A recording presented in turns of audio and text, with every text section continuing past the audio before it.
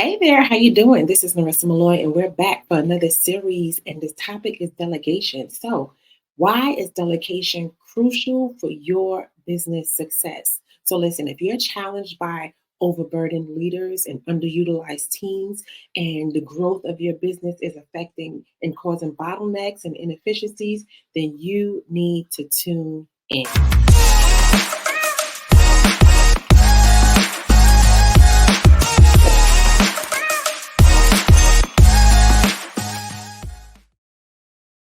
So, hey guys, this is Marissa Malloy, your business development expert and operations consultant. And we're here today to talk about why delegation is so crucial for the success of your business.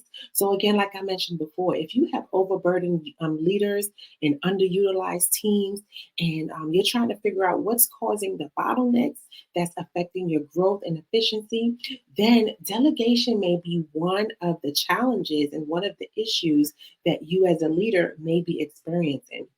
So just know that delegation is the cornerstone of effective leadership.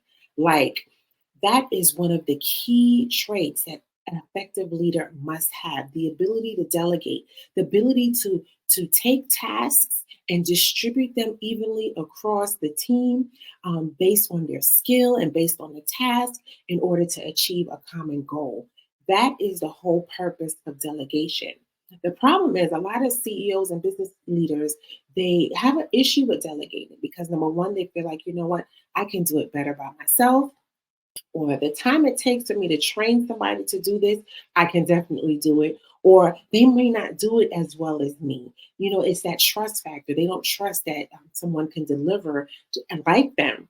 But the thing is, as a business leader and as a CEO, when it comes to the trust factor, it's a two-way street, right? So the same way you want to give trust is the same way you have to gain trust. That's number one. And number two, you have to understand that everyone has their genius zone. And if this is not part of your genius zone, delegate it. Whatever you are a genius at, let the other person who's a genius, let them be that person that can take on that task. There is nothing like allowing people to operate in their zone of genius so they can do what they do best. That leaves you room as the CEO and the leader to do what you do best. So here's one big pitfall when it comes to delegation. It's that word, that M word called micromanagement. Sounds familiar? Yes, micromanagement is like it's detrimental to the growth of your business, the growth of your team, and of course, overall profits because you as the leader, you are in the minutia of everything. And here's some things. It stifles creativity with your team because you're not allowing your team to show their best skills and operate in their genius zone. They're just used to following tasks, submitting it to you for approval, and you say yay or nay, and then that's it. But I understand, yes, you want to approve tasks, but think about it. Are you allowing your team room to trial and be innovative and bring ideas? So you want to foster that type of environment. But if you're micromanaging every little thing that they do, you stifle them and they feel like, you know what, I have nothing to contribute. I'm just here to do a job. And the last thing you want is just to have bodies. You want to develop leaders and people that can contribute to the growth of your mission and your company. The next thing, with that being said, it causes low engagement and low morale. Because again, they feel like, you know what, you're not valuing my contributions, my thoughts, my ideas, my innovation, because you just want to micromanage and make sure I cross the I's and dot the T's the way you want it without allowing me to do it in my way, which may not be the same way, but it doesn't mean that it's not as effective or even better if you allow that person to just operate in their genius zone.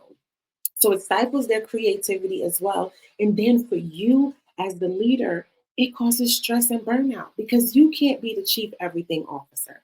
You can't be in everything. There's no way possible for you to operate in your genius zone and then try to operate in everyone else's and still think that you can produce a high level of results for you to have meet your goals and objectives if you are so involved in all the minutiae of all the daily tasks. There's no way possible. So you have to let go of the micromanagement, start allowing yourself to trust your team, give them a little bit of room to be innovative, creative, to give ideas and give them room to make a little bit of errors as well. That's how they'll continue to learn and grow. So you got to understand that delegation, again, is the key to being an effective leader. And the one thing you have to let go of is the micromanagement, right? So think about this. If you can effectively delegate, it empowers the team and encourages them to grow. It fosters a sense of trust and collaboration between you and your team. And how about this? Work life harmony for the leader, meaning you won't have to be the one answering all the questions, doing all the tasks, checking in for everything. You will begin to foster an environment where you're building leaders, people that can take initiative and take responsibility for their actions, for their roles, for their results, for their success, because they feel like they have something to contribute. They're part of the team, and then you guys can grow together. So think about just imagine what it would feel like knowing that a situation takes place and your team is able to take care of it without having to call you and text you every minute just to ask for direction, for guidance on these things. How would you feel? Wouldn't that create more harmony for you? Wouldn't you feel a sense of accomplishment knowing that you are building leaders in your team and not just doers?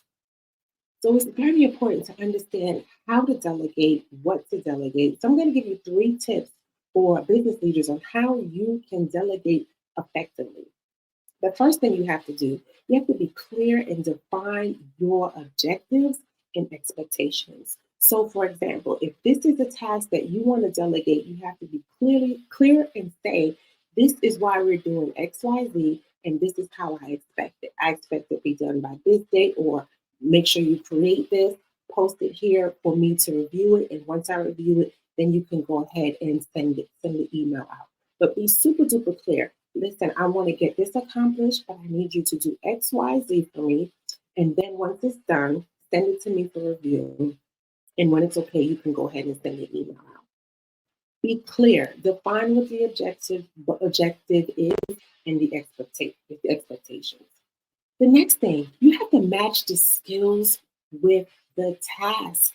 So important. Most oftentimes, what I see from my clients and from other leaders is that they need something done and they just dump it on somebody. They say, here, I need you to do X, Y, Z. But they didn't take the time to evaluate, does this person have the skills, the knowledge, the background to effectively complete this task? So important.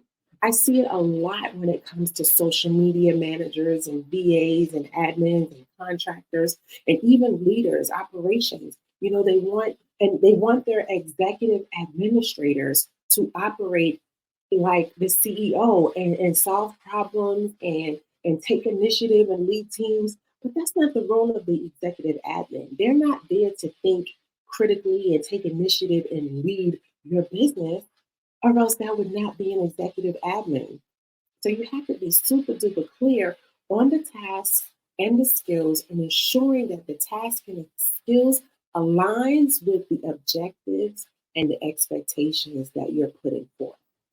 And lastly, you want to create a loop, a feedback loop, so that when you say, okay, boom, I'm giving you this task, once it's complete, provide an update, give me feedback. One thing that I do with my executive admin right now is every Friday, I have a list of 3 questions. The first question is, what went well this week? The next question is, what was challenging this week, and what can we do better for next week? And every week, at the end of the week, she provides a quick summary for me. These things went well, and and it gives her an opportunity to celebrate herself, to celebrate her achievements, to say, yes, this went well this week. Oh, I had a problem with this, but I corrected it. Thanks for your guidance. I'll make sure this is done correctly the next time. And then lastly, what we're doing moving forward, what she's excited about, and so on. So just that recap alone is creating feedback for her. I'm getting a sense of how she's feeling, how she's growing, and then I can provide feedback on that as well. But it's creating a communication loop so I can see the progress over time. She can feel valued. She can feel like she's contributing. And of course, we're all productive and efficient. So I know it's hard to delegate leaders and business owners. I understand there's so many things that comes into play like trust, but again, do these three things. Be clear about your objectives and your expectations. Make sure that your tasks and skills are in alignment with the individual's tasks and skills, right? And then establish a loop for feedback, whether it's weekly meetings, weekly check ins, monthly huddles, daily huddles, whatever it is. Allow yourself that room for you to receive feedback, to give feedback, and for that individual to do the same. This is how you can begin the process of effective delegation, reduce the micromanagement, build strong individuals and leaders, and build the creativity and innovation amongst your team. And then you, as the leader, can reduce your stress and the burnout because you are again building more leaders. That's taking initiative. You're taking the workload off of you. You're decreasing your stress and anxiety and the overwhelm so that you will no longer be an overburdened leader or CEO that's dealing with underutilized teams because you're using them to their highest capacity and allowing them to contribute to the growth and the efficiency of your business. So if that makes sense, if you got some value, drop some comments in the chat. Also let me know what's one thing that you will start to do now to effectively delegate to your team.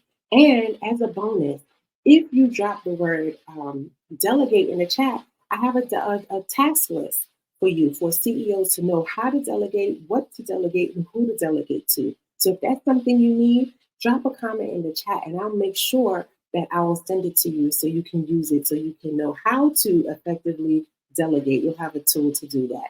So again, this is Marissa Malloy, your business development strategist and operations expert, and have a great day. Take care.